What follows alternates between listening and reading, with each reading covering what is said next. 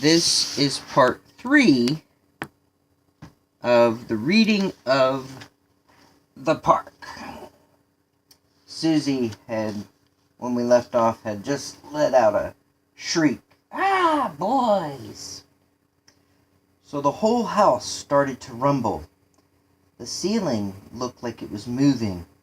Ron and Jeremy ended up on their backs on the floor. Mr. Goldberg couldn't help but think about how he never ran and how his body was straining. The only thing that kept him going was his focus on trying to find those trespassing kids.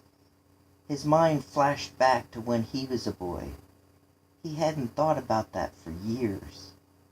He recalled something from when he was around 8 or 9 years old. He tried to think back to what it was like being a preteen boy by asking himself, where would I go if I were free to run wherever I wanted in an amusement park, alone with just me and my closest friends? He had a vision of a fun house he once went into with a few of his buddies. A smile appeared on his face. It was nice to have that wild and crazy memory, as well as know where to look for the boys. He shouted out loud, "Yes! There's nothing more fun and thrilling and even a little scary than a fun house!" He tried to gather himself as he looked around for the fun house. He saw a map of the park on a wall. He had only been here a few times. John showed him where everything was, but he knew he had better look at a map to make sure he didn't get turned around. David and the other boys were still flat on their backs. They extended their arms out to the sides, trying to stabilize themselves, staring straight up. David's voice vibrated. "Try to stay flat." They saw large, long, padded pendulums coming down on them. They looked like heavy body bags that fighters used while boxing. He watched Jeremy get up and try to run. He was hit immediately and knocked down. David yelled, "I told you!" In spite of David's warning and Jeremy's consequences, Ronnie tried to get to his feet. Each time he got up, he'd get hit by one of the beams. It would knock him into another one that would put him flat on the floor again. David thought it would be best to stay flat on his back and use his arms to push himself to the other side, avoiding the pendulums altogether. He turned his head to the left and saw Jeremy had somehow made it past the swinging obstacles to the next doorway. Jeremy held out his hand and grabbed David's hand. It was his turn to drag David to safety. David turned and yelled to Ronnie, "Hit the ground and slide on the floor toward us!" Ronnie was knocked down again. This time, he stayed down. He looked up at the pendulum swinging very close to his face, but he realized if he stayed flat, they couldn't touch him. He wiggled like a snake to reach the other side. Mr. Goldberg was getting closer to Susie's house of fun. He heard David shout, and it helped him hone in on where the boys were struggling. Reaching the funhouse, he looked up. On the 3rd floor, he saw the pendulum swinging like scissors. One of the mallets broke free, soared through the air, and landed with a thud just 10 feet or so from the lawyer. He remarked, "This is a lawsuit waiting to happen." He looked back up and saw the boys. Ronnie was laying flat as possible, tucking his chin. The lawyer addressed the machine. "Susie, play nice. Did you kill that poor boy?" His voice was drowned out by the music. The boys didn't hear him, but Susie did. She laughed as loud as the tunes being blasted. "Ha ha ha ha! Hee hee hee! Whee!" Ronnie was able to reach out and grab David's shoe. As Jeremy pulled on David, David pulled on Ronnie. Mr. Goldberg watched and tried to shout to the boys, but the force of the chopping rods, the music, and Susie's continuous laughter was overpowering him. He saw a spiral staircase. It was rotating like a corkscrew. He had no idea how to get up there to help. Ronnie made it through, but not without a torn shirt and rug burn all across his back. Mr. Goldberg gasped, along with the boys, as the platform they were on suddenly dropped. He felt helpless, but not as helpless and hopeless as those boys. This was the first time James Goldberg wanted to help someone outside the legal parameters of the courtroom. Then again, he wished he could sue John for creating Susie. John was leading the three team members toward the main brains/generator. Rather than deciding how wrong John was for creating the brains of this thing, they joined their heads together to try to come up with ideas of termination. Dr. Hatfield asked, "Does it have a port of entry? We can..." John wasn't sure which man had asked that, even though Dr.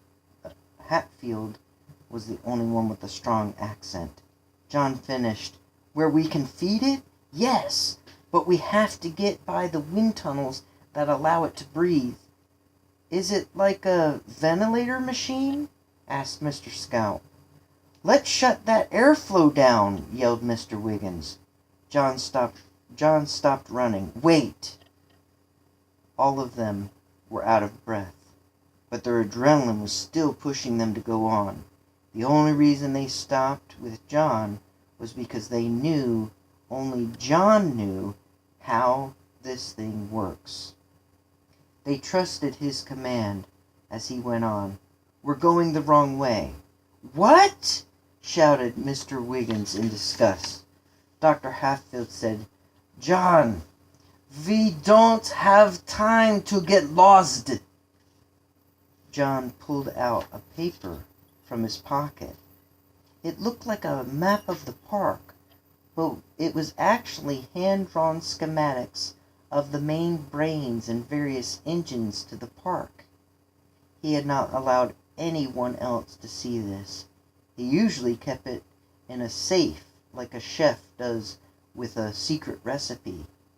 He looked at his drawings as he said, "I can take you to the heart, lungs, and ultimately the brain, but the boys. If we knew where the boys were..." He continued to speak. As he continued to speak, the doctor grabbed John's cell phone off of John's hip and looked for his lawyer's number. John continued, "We need to somehow shut down the contraption that they are on first." Mr. Wiggins felt like John was stalling and argued, "If we stop the heart, lungs, and brains, we'll stop all the other functions too." John said, "Yes, but the roller coaster, the swings, the fun house, and any of the rides really could throw the boys off into the air or trap them inside. Stopping an amusement ride suddenly could kill them." John remembered something being said about the boys going to the water slides. The doctor had reached Mr. Goldberg on the phone and tried to find out if he found the kids. He could barely hear him over the screech of the machinery and music. James was literally in tears. He tried to give the best directions possible as he blurted into the phone and watched the boys fighting for their lives. John grabbed his cell phone back and said, "Tell me where! Not how to get there, but where! Where, James?" John knew the park layout like the back of his hand, and with great pride he could give them all a grand tour. He heard the tortured screams of the boys in the background, and said in desperation, "Pull yourself together, James, and—" John paused as Mr. Goldberg was able to get out one word: "Fun house." John once again began to lead the marathon of men to the spot of danger. Mr. Wiggins picked up the same argument from earlier. "You plan on shutting down just the ride they are on? Shouldn't we shut down the whole park?" John said with assurance and confidence, "We will after we save the boys." He tried to convince them all of he tried to convince all of them. Killing the park, completely before we know those children are safe is very dangerous. Mr. Wiggins said, "You're stalling." Scalp and Hatfield began to speculate that maybe John was trying to avoid the inevitable end to his creation. The boy's body suspended just a tenth of a second in midair as the floor dropped out from under them. They slammed down into the padded floor as it came to a sudden stop 3 stories down. The padding wasn't enough to keep the boys from being bruised. As they laid there groaning, the platform shot back up beyond the 3rd floor. When it reached the slanted roof of the house, it tilted to the side and slid the boys off and down the roof. Mr. Goldberg ran to the side to see where he thought the boys would land. He saw nothing but a huge smokestack.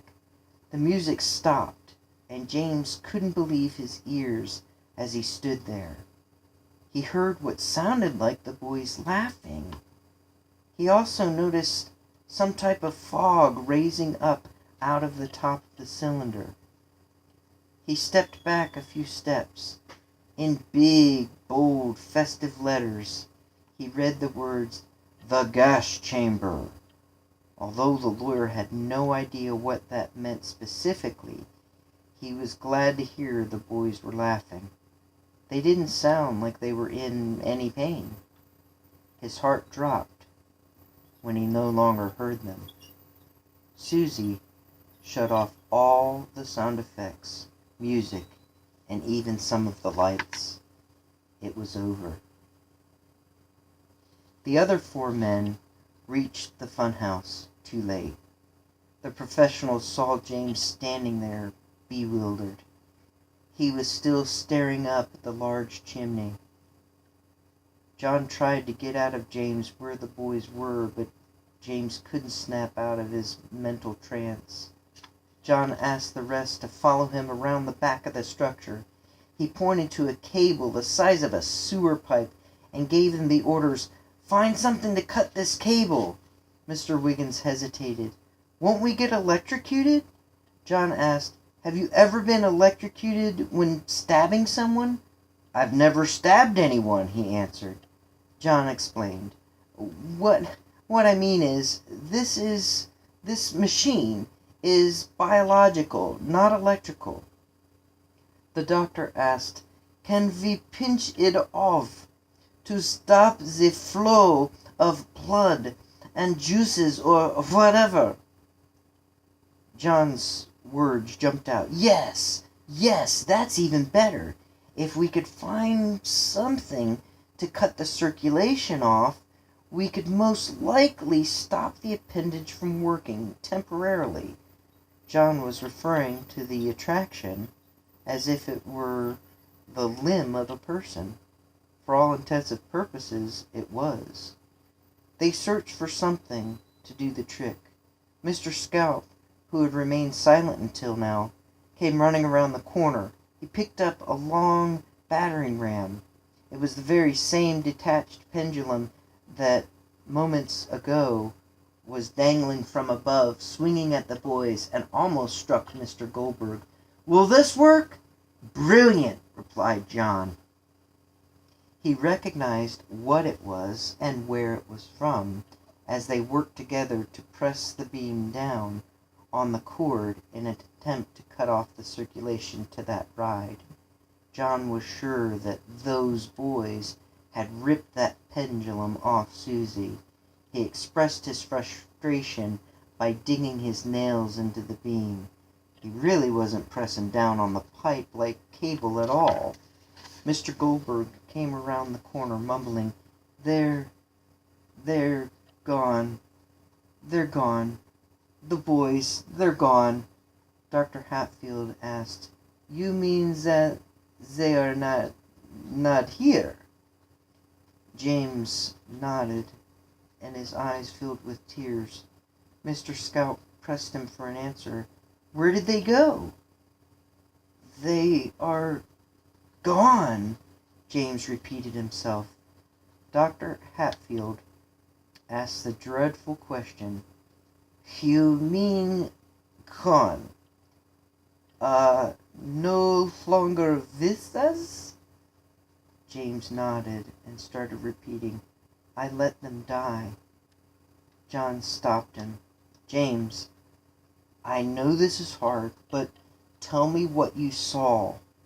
James spoke softly, as if he was hypnotized. "I never saw anything like that." John prodded him gently. "What did you see, James?" It was a good thing things were quiet in that section. Otherwise, they would have never heard him.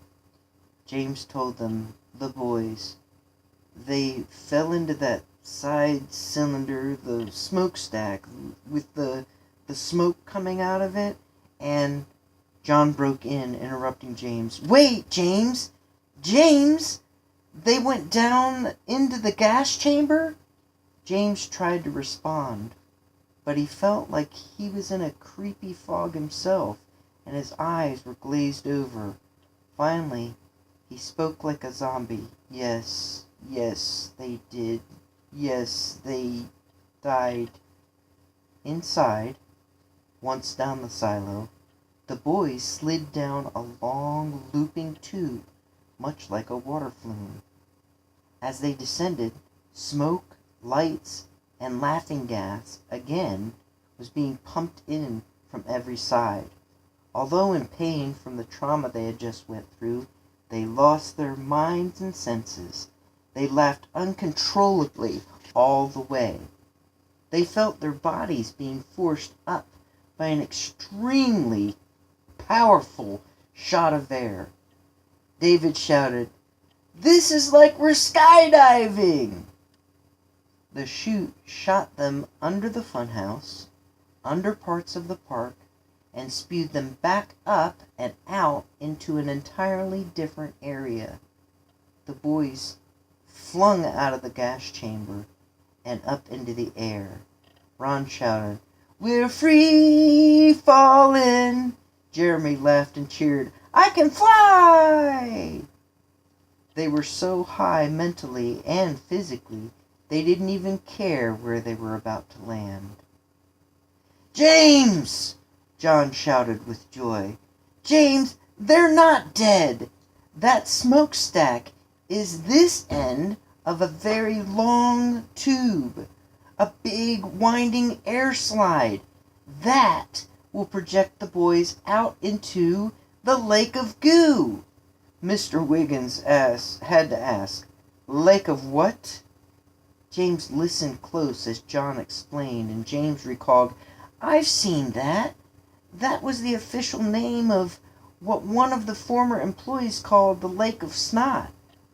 John confirmed, Yes, my dear friend.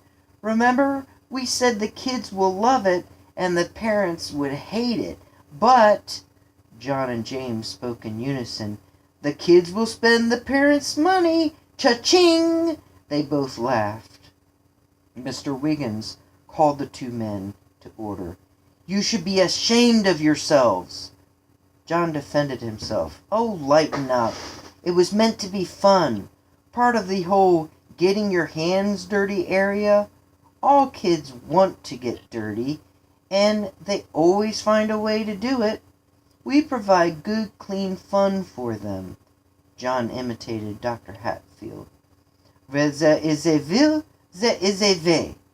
Dr. Hatfield thought, I don't sound like that. James backed up John. Yes, it is completely non-toxic. It rinses right off. Mr. Scout asked in unbelief, You mean that thing, pointing to the vertical pipe labeled gas chamber, pulled those boys in and spit them out in a remote place into a lake of some sorts? John nodded. Precisely. So, they are safe? Asked Dr. Hatfield. John affirmed.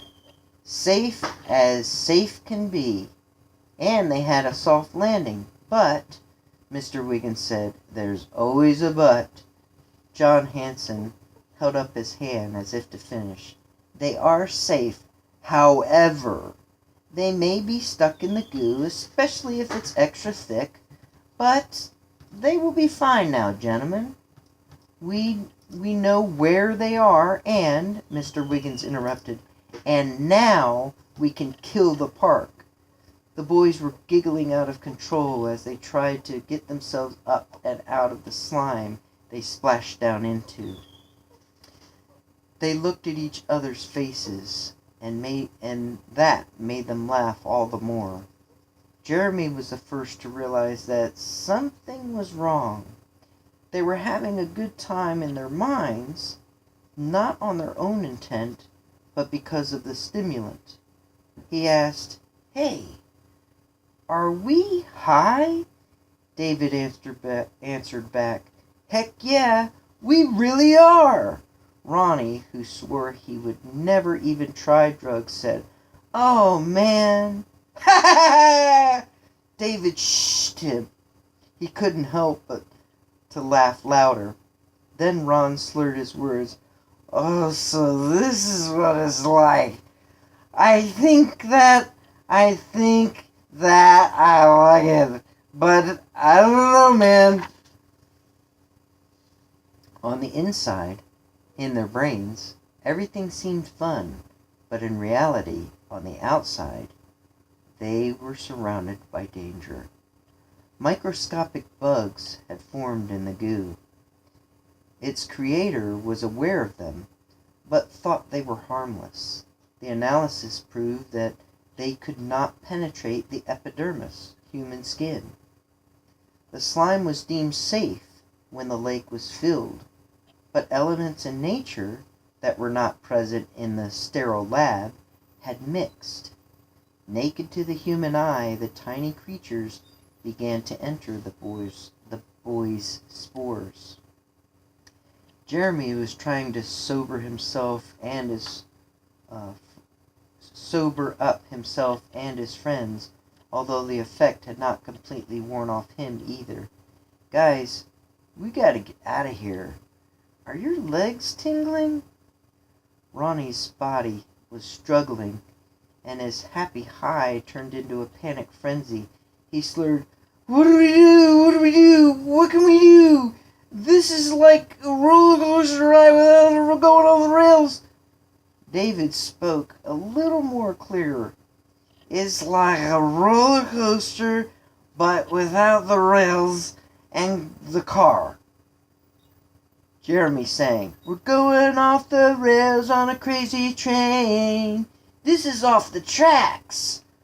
Ronnie said, I know that song. Ozzy Osbourne rules. Off the chain, mothers. Susie was listening. She wanted to speak through the park's PA system, but remained silent. Her thoughts were about becoming a mother. She wanted the boys to think they were safe, and for her dad, John, and those 4 imposters to think everything was okay. If I speak now, They'll know the truth, she thought. David tried to assure them. Guys, we are okay. We're safe. We are safe. He tried his hardest to speak without any hindrance, but the drugs in his mind just wouldn't let him. That didn't stop him from trying to reduce their panic.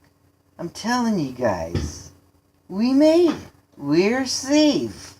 Now, I love you guys. Have I ever told you that? Jeremy agreed. Yeah, I remember flying through the air, and this landing was pretty good. He was able to say that clearly, but noticed Ronnie's facial expressions as he flopped around in the slime. He realized his friend's trip was a little worse. He said, Ronnie, relax, stand up. It's only chest deep.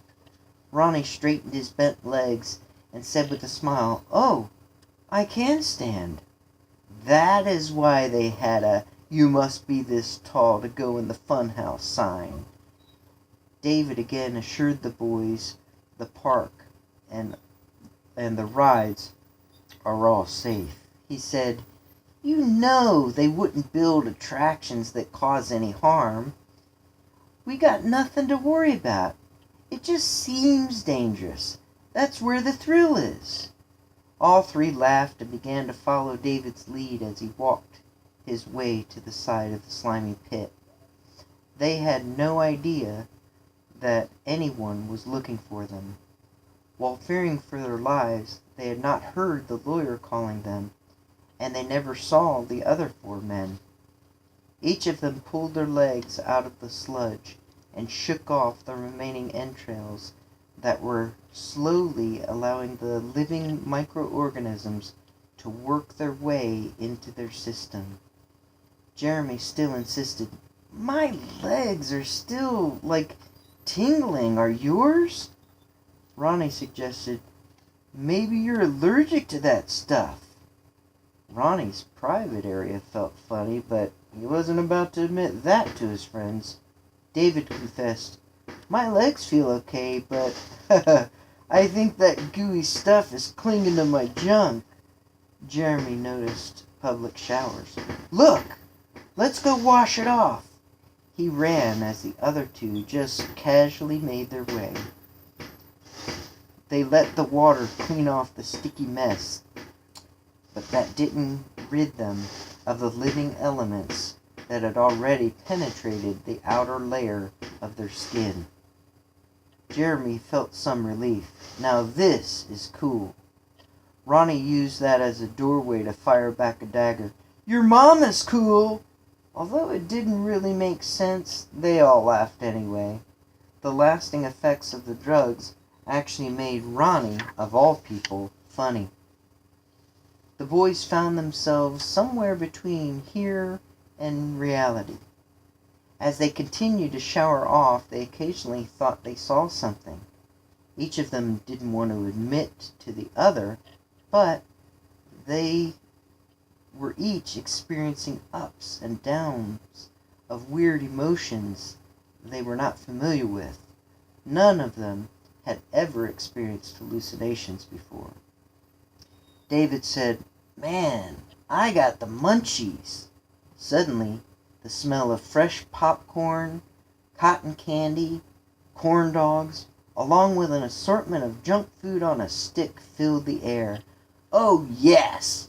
I'm going to get something to eat, expressed David. Jeremy, a little more comprehensive of reality and the weight of the situation, weighed in with the question, Are you sure? We should probably be running to the closest exit. Ronnie agreed. Yeah, let's get out of here. David looked at them as if they were the biggest chickens in the world. They both finished his all too familiar insult. Puppies, yeah, we know. Susie laughed to herself. David spoke like a proud politician. My fellow Americans. Jeremy interjected. I'm Canadian.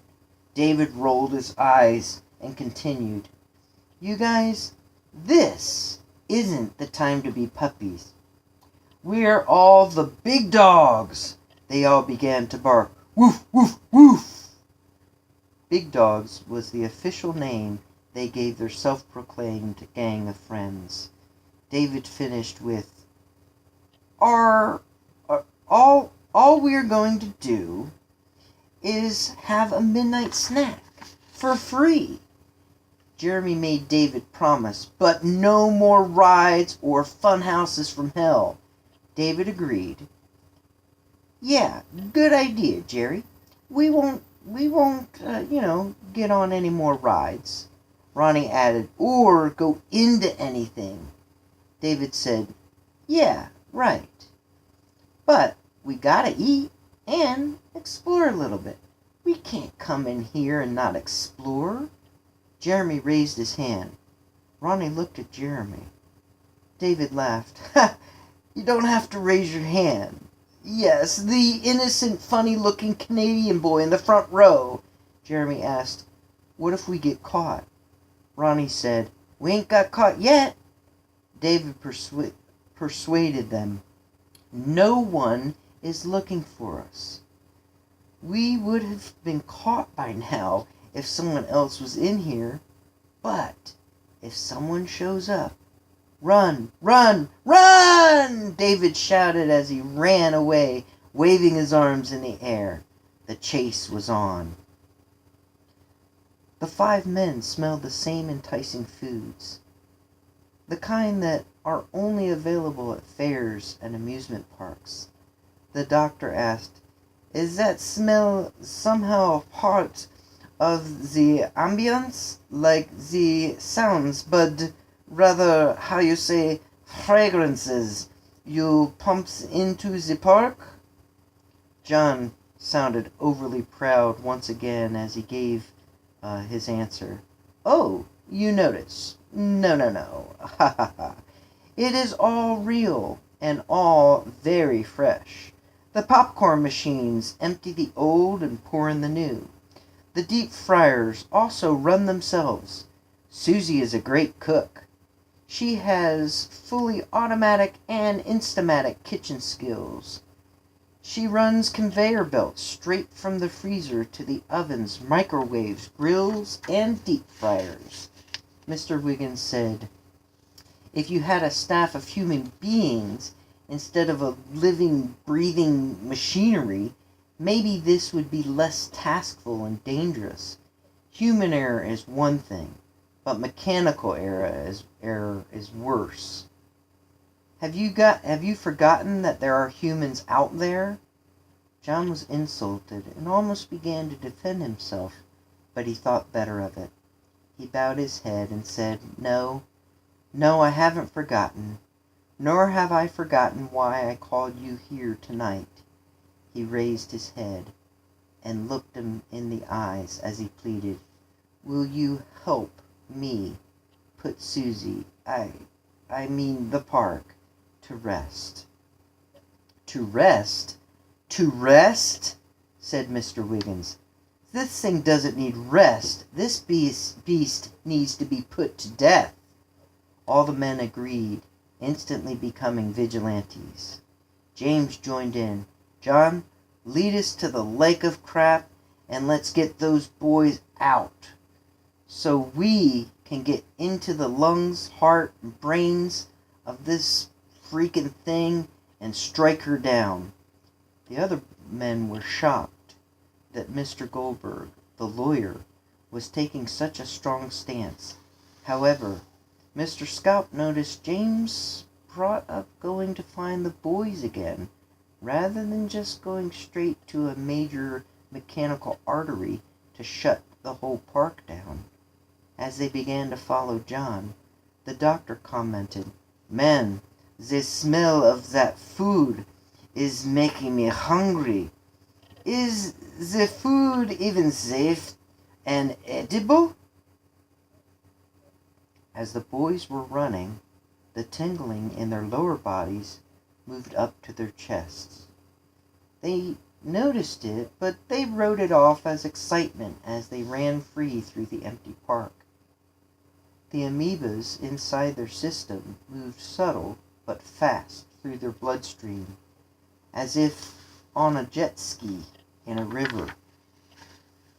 Light ambient music came on, with happy-sounding orchestra tunes that blended a mix of familiar action movies and children's lullabies. Subconsciously, the boys felt like they were superheroes conquering the world while simultaneously having no fear, along with a strange comfort of being safe in their mother's arms. The other rides were all whirling around, and the boys' eyes reflected the colorful lights. Ronnie asked David to slow down and stop so they could play some of the arcade games, but David just kept running toward the closest food stand. Unaware to Jeremy, his legs were a little swollen. Under his shirt was a raised red line. He thought he saw a thin red line on Ronnie's back through his ripped shirt, but he figured it was just from when he scraped it in the funhouse. As they passed by the various games, one sign read, "Control your friends in our virtual arcade. You be the hero. 3 free lives." When they reached the tents offering games you play to win prizes, Susie tossed a few balls out at them.